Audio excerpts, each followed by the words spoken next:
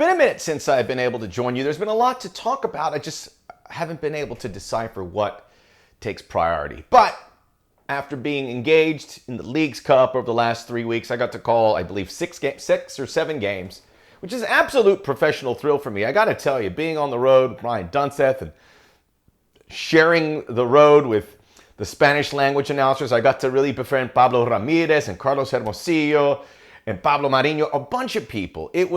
I'm looking back at it, it was really rewarding.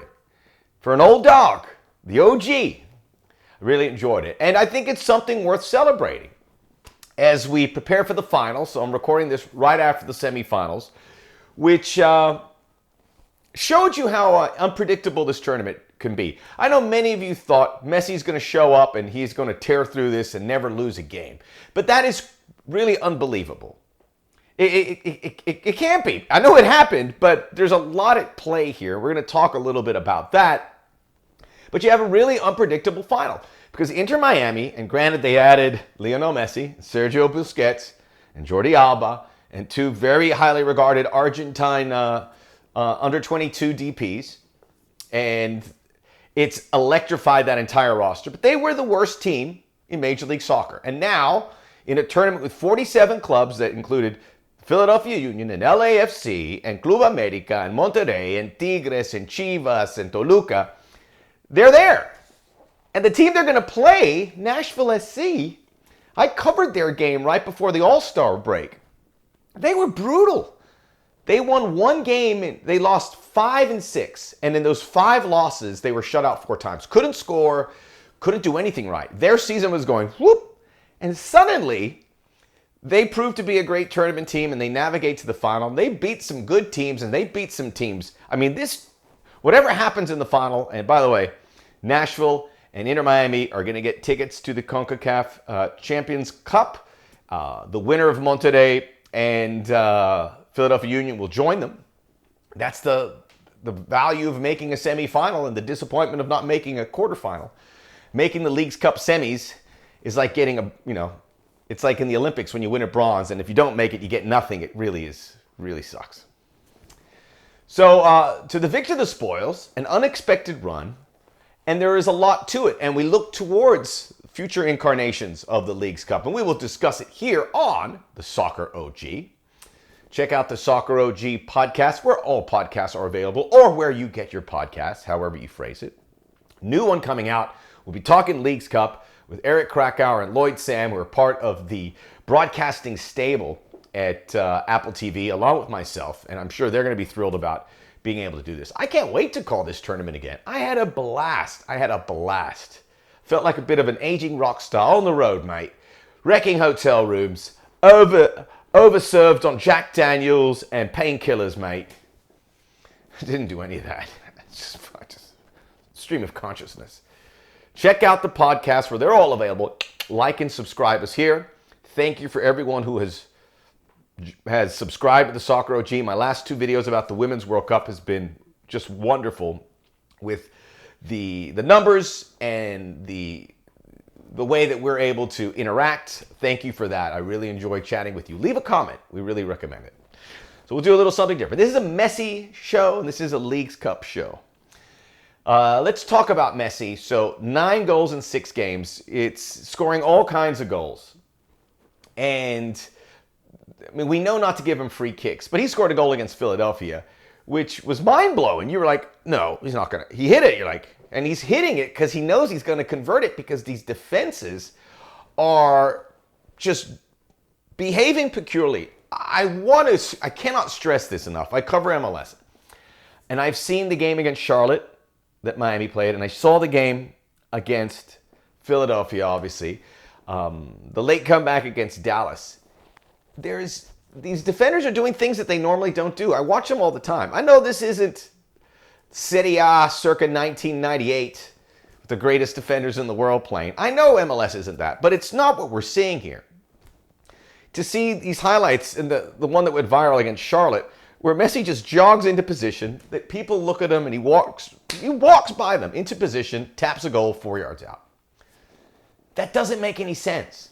The goal he scored against Philadelphia, Damian Lowe, the defender, just starts dropping back when normally you would do a trap. I don't know where he was going. Then there was Jacob Glesnes and Jose Martinez kind of watching him. I go, make a play. And I know it's easy for me to say in my living room, but it's well within their abilities to do that. Make a tackle. Put him on the floor. The defending, there's something I just can't explain because I don't know what's going on. It can't be this bad. And I'm just going to say that, Messi's going to have a great season, and he is going to, at this pace, maybe resuscitate Inter Miami. They have a lot of ground to make up in the MLS regular season to get to the playoffs and win it all, which would be a massive achievement. And I know we say this about Messi at other leagues and to MLS, but this is still crazy. I've never seen this kind of a lax defending on Messi. When you know who he is, the old adage, let so-and-so beat us. Don't let Messi beat us. Don't let Gretzky beat you. Don't let Michael Jordan. Double team him. Don't let these guys stroll. I can't put my finger on it. But I have to imagine it's going to get alleviated. And at the very least, Messi will get slowed down. To score 9 goals in 6 games, that's a goal and a half a game, right? Is my math right? That is, in a regular season, we're looking at 55 goals in 34 games. Whew. There's no way he can do that, or can he? Now, the other thing, in the Philadelphia game, that goal went viral, and rightfully so, and that's what everyone's going to see. But if you watch the whole game, you saw Messi being a complete non-factor. He touched the ball less than 50 times, which for Messi's standards is and maybe that sounds like a lot, but a touch here, a pass here. There was times when you didn't even hear his name on the broadcast. He just wasn't involved because he didn't have to be. And there's other things at play that all these players like Robert Taylor and Benjamin Kraske and DeAndre Yedlin have lifted their levels, and playing along Messi has inspired them, but also Messi has made them better. I think that's all in play here. And what better teammate could you want than that? There's times where he couldn't get involved, maybe because they were trying to collapse on him. But I think there's times where he wants to withdraw to see how this team can resolve things. And right now they're passing because the numbers suggested Philadelphia should have won that game, but they didn't. They lost 4-1. At some point, the numbers even up. I'm not a big believer in the analytics. Soccer is a sport where analytics, to me, doesn't really work. But they can't be wrong all the time, so they're going to be right. And there's going to be a bad patch here, I think. But it hasn't happened in the Leagues Cup. And they could win a trophy here, and they could win a trophy in the U.S. Open Cup, which comes up at the end of the month. So this has been pretty incredible what this man has been able to do in this short amount of time. Nobody could have anticipated this. And people are giving Wayne Rooney grief because he said it's not going to be easy. He's going to struggle. Others said similar things. And everyone's posting and having fun. Ha, ha, ha. Those comments are looking foolish right now. But there has to be some kind of pushback. At the very least, Messi's going to get fatigued in playing and traveling in this competition. We shall see. And there's going to be more and more demands on him. By the way, in a game like this, he looked to me a little bored too. He looked to me a little bored. And there's going to be him playing in his head, saying, I'm still really, really good. Well, what am I doing here? What am I doing here? I'm too good for this. It's fun now, but if I'm here a year and two and I'm dominating, I'm I'm playing like this. I could still play at the 2026 World Cup, even though he's kind of suggested he isn't going to do that. But if you play like this, he's getting that feeling. But he's going to want to feel how he can play at the top league. So my guess, like we saw with David Beckham, we're going to see maybe a loan here or two of Messi, which kind of stinks, but it's up to the player. He has brought so much to MLS. He's brought so much to Apple TV. Whatever he wants. He has tripled, quadrupled any expectation we could have possibly have. I'm looking at these social media accounts and videos that would normally, for an Inter Miami game, get 50,000 views, getting 2 million views. Those are eyeballs. So it's been tremendous. So if he wants to go to Barcelona on loan when the MLS season is off, so be it. And I think that's at play. I think I sensed it in his body language a bit today. He's like, I need a little test here. Hopefully MLS can provide it. Hopefully there's a wake-up call and he goes, whoa, This is harder than I thought because it is cruise control right now. It is cruise control. And Nashville, again, hats off to them. I give them a shot here. Built to be a good tournament team. They have this. Hani Mukhtar is a remarkable player, and they wanted him in the Qatari League. And how those Middle Eastern teams in the Saudi League and the Qatari League and the UAE work is they get those superstar 10 or attacking players and they build around them with domestic players. So if he wants to go to Qatar, he was targeted to be that star player. Same way Benzema or Neymar or Cristiano Ronaldo are viewed as. That's what he was going to be. He didn't go. They have him. Walker Zimmerman's tremendous. It's a good team. But again, I would never have expected them to make a final the way they looked. But enjoy it. So Messi, and again, Inter Miami beat Philadelphia. This was not Messi. We're going to give him all the credit, which is what happens. He doesn't get the blame ever. He gets all the accolades, which I'm fine with. He deserves all of it. But this was the rest of the team functioning at a high level, which I give credit to Messi because I think he is the stimulus to why this is happening. Let's talk a little bit about Leagues Cup. Many people wonder if it's going to be back. 47 teams. Liga MX out. No one in the final. Monterrey getting knocked out by Nashville.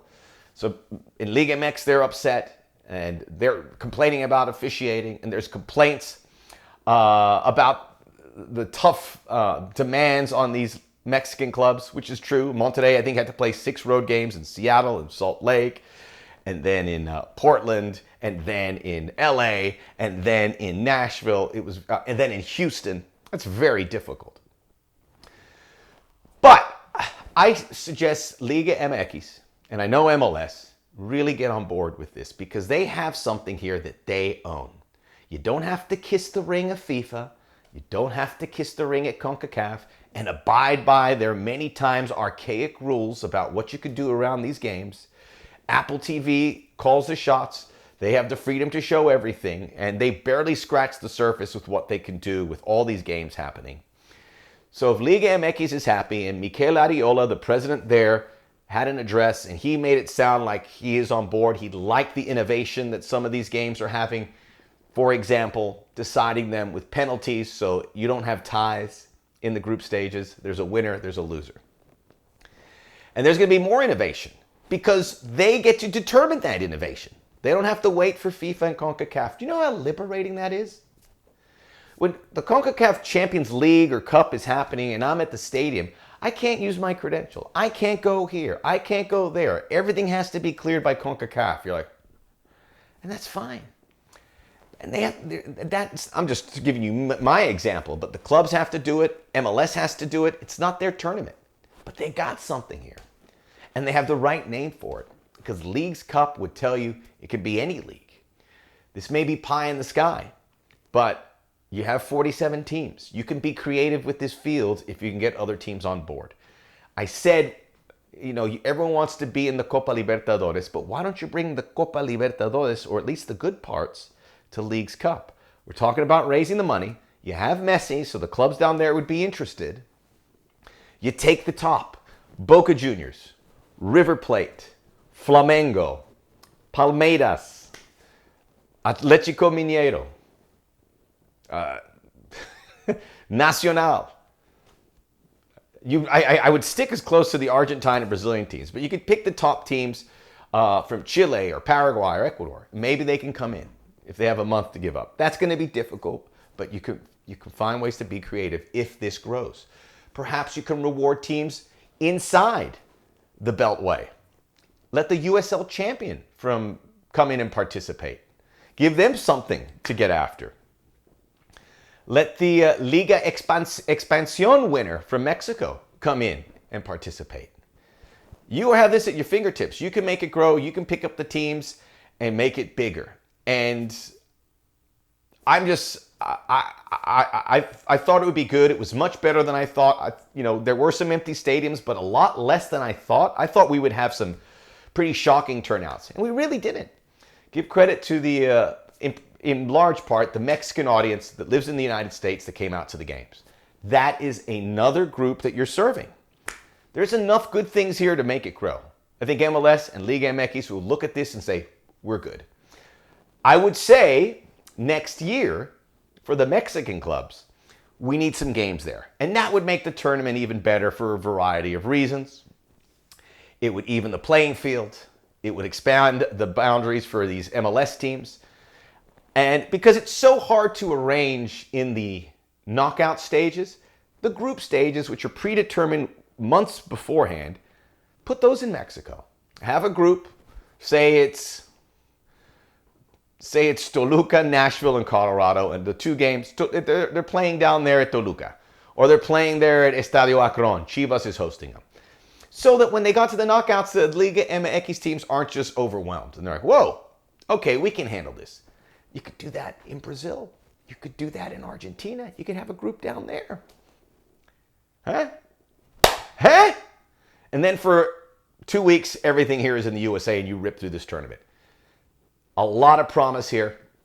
A lot of ideas. These are just my ideas. I don't have any inside information, but the more I think about it, the more excited I get. The Leagues Cup, illuminated by Lionel Messi, and now opening the door for so much more that is possible. As long as that relationship between Liga MX and MLS remains, this tournament will continue to grow.